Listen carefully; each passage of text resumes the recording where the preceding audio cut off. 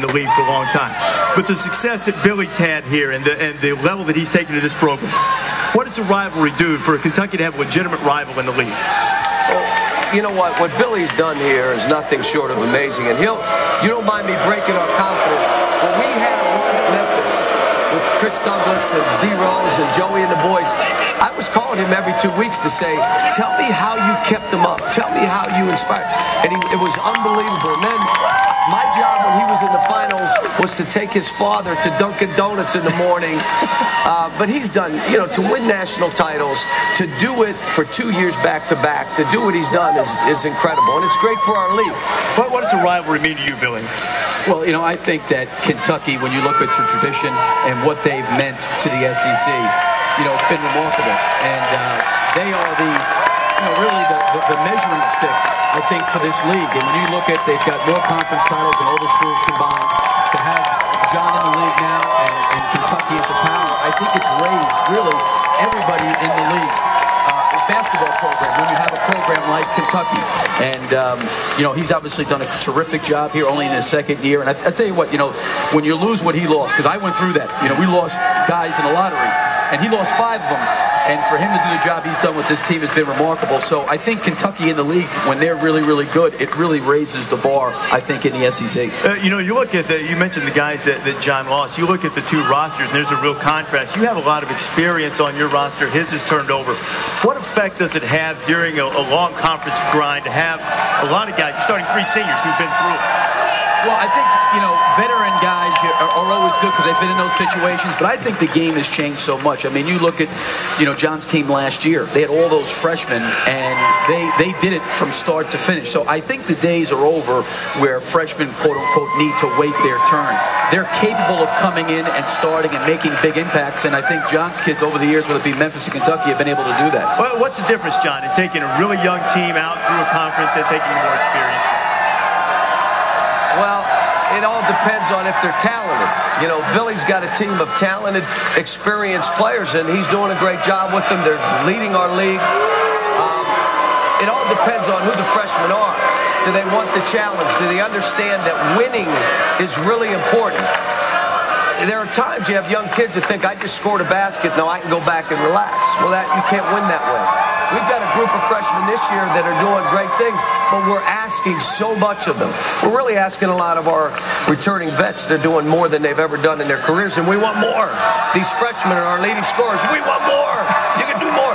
It's been a rough thing. I want to ask you guys about something that we talked about on the show a little bit earlier. Billy, especially you're the dean of SEC coaches now. We were talking about whether it was perception or reality that the Southeastern Conference is down. How does it compare in your mind?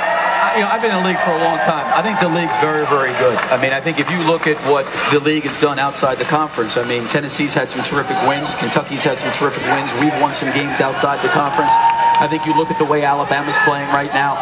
I think any league is a work in progress, but I think our league is very, very good. And we were just talking about, everybody talks about the West. The West is very, very good. You got to go on the road to play in the West. We go to Alabama and should have lost by 20. We go to Mississippi, we lose. Mississippi State beats them. I mean, it's everywhere you go on the road in league play is going to be hard.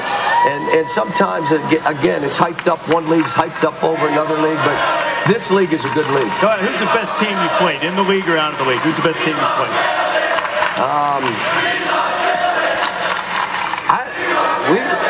Right now, I don't know. I mean, I'm looking at this saying Alabama was really good.